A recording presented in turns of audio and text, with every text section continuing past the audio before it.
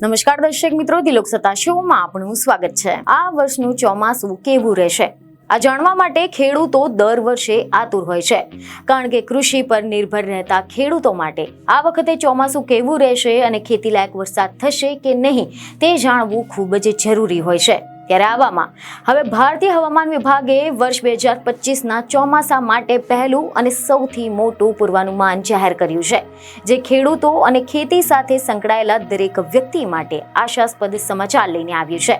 જેમાં એવું જાણવા મળી રહ્યું છે કે હવામાન વિભાગના જણાવ્યા અનુસાર આ વર્ષનું ચોમાસું સામાન્ય કરતાં વધુ સક્રિય રહેવાનો અંદાજ વ્યક્ત થયો છે। જેમાં પણ જો વાત કરીએ ગુજરાતની, તો ગુજરાતમાં આ વર્ષે સરેરાશ કરતાં વધારે વરસાદ થવાનો છે।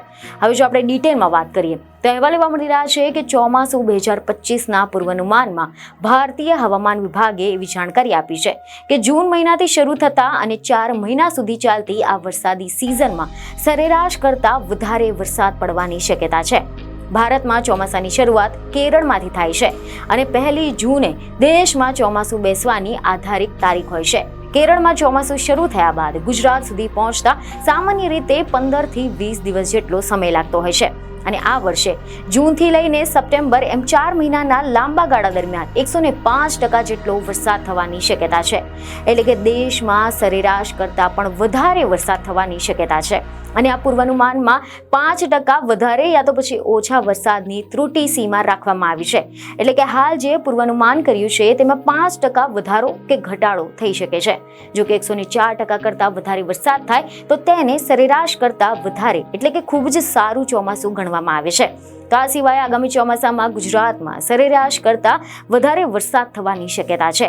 રિપોર્ટ એવા મળી રહ્યા છે કે હવામાન વિભાગની આગાહી પ્રમાણે 59% જેટલી એવી શક્યતા છે કે આ વર્ષે દેશના મોટાભાગના વિસ્તારોમાં સરેરાશ કરતાં વધારે વરસાદ થવાનો છે।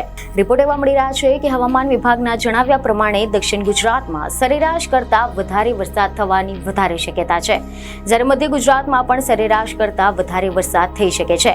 સૌરાષ્ટ્ર અને કચ્છમાં પણ સામાન્ય કરતાં વધારે વરસાદ થાય તેવી શક્યતા જણાઈ રહી છે, જ્યારે ઉત્તર ગુજરાતના વિસ્તારોમાં મોડલ મજબૂત સિગ્નલ આપતું નથી, એટલે કે અહીંયા સામાન્ય અથવા તો સામાન્ય કરતાં વધારે પણ વરસાદ થઈ શકે છે અને હાલની સ્થિતિ પ્રમાણે ચોમાસું મોડું કે વહેલું શરૂ થાય તે મામલે કોઈ પણ પૂર્વાનુમાન જારી કરવામાં નથી આવ્યું, પરંતુ સ્થિતિ સામાન્ય રહી તો સમય પ્રમાણે જે ચોમાસું શરૂ થાય તેવી શક્યતા છે અને જો સમયસર ચોમાસું શરૂ થયું તો રાજ્યના કેટલાક વિસ્તારોમાં જૂન મહિનામાં જ વાવણી થઈ શકે છે।